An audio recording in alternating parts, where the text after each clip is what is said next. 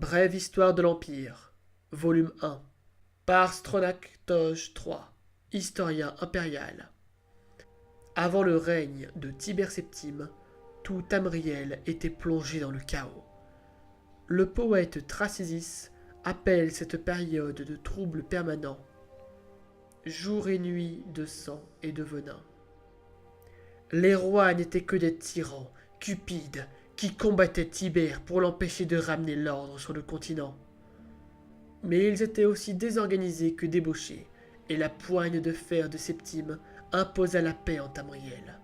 Ce fut en l'an 896 de la deuxième ère, l'année suivante, que l'empereur décréta le début d'une nouvelle ère.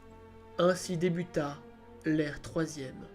Pendant 38 ans, l'empereur Tibère régna sans partage. Ce fut une période glorieuse et pieuse, où tous, du serf au souverain, respectaient la justice.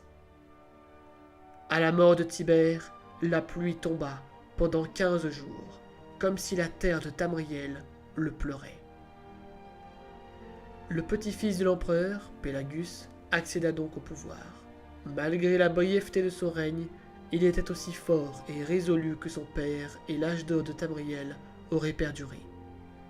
Hélas, un ennemi inconnu de la famille Septime engagea la maudite organisation d'assassins appelée Confrérie Noire pour tuer l'empereur Pélagus Ier pendant qu'il priait au temple de l'unique de la cité impériale.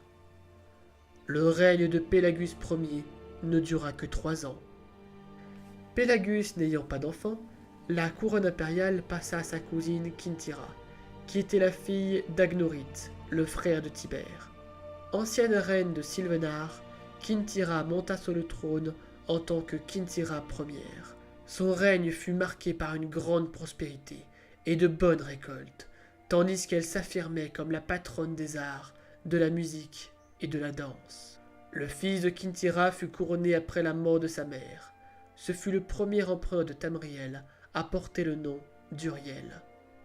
Uriel Ier fut le grand législateur de la dynastie Septime, et il encouragea le développement des organisations indépendantes et des guildes.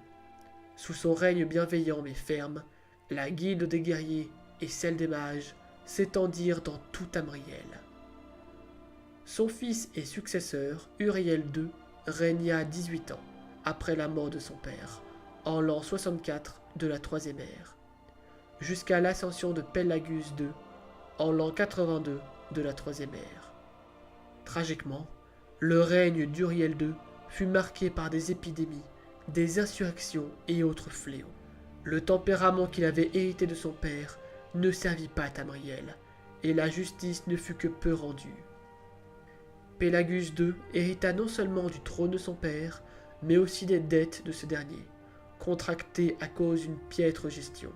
Il révoqua le conseil des anciens et ne permit qu'à ceux qui étaient prêts à payer beaucoup d'argent de reprendre leur siège. Il encouragea un tel procédé parmi ses vassaux, les rois de Tamriel, et à la fin de son règne, de 17 années, la prospérité était de retour sur le continent. Ses détracteurs lui ont reproché d'avoir évincé tous les conseillers dépourvus d'or, mais grands visionnaires. C'est peut-être là qu'il faut voir l'origine des ennuis auxquels son fils Antiochus fut confronté en accédant au pouvoir. Antiochus était certainement un des membres les plus éblouissants de la famille Septime, généralement assez austère. Il eut de nombreuses maîtresses et presque autant de femmes, et il était renommé pour ses tenues fastueuses et sa bonne humeur. Malheureusement, son règne fut marqué par la guerre civile, bien pire que celle qu'avait connue son grand-père, Uriel II.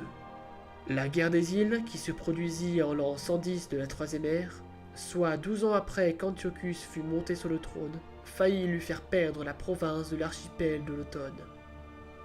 L'alliance conclue entre Antiochus et les rois de l'archipel parvint difficilement à vaincre le roi Orcum du royaume insulaire de Piondoné, et ce, grâce à une tempête aussi terrifiante qu'inattendue, dont la légende veut qu'elle aurait été invoquée par la sorcellerie des psychiques de l'île d'Artéum. Le destin de Kintyra II, héritière du trône d'Antiochus, est certainement l'un des récits les plus tristes de l'histoire impériale. Son premier cousin Uriel, fils de la reine Potema de Solitude, accusa Kintyra d'être une bâtarde, en mettant en avant la dépravation de la cité impériale au cours du règne de son père. Cette accusation ne permettant pas d'empêcher le couronnement de Kintyra, Uriel obtint le soutien des rois de Haute-Roche, Bord-de-Ciel et Morrowind, et, avec l'aide de la reine Potema, il coordonna 3 attaques contre l'Empire. La première eut lieu dans la région de la baie d'Iliac, séparant Haute-Roche et l'Enclume. L'entourage de Kintyra fut massacré et l'impératrice fut capturée.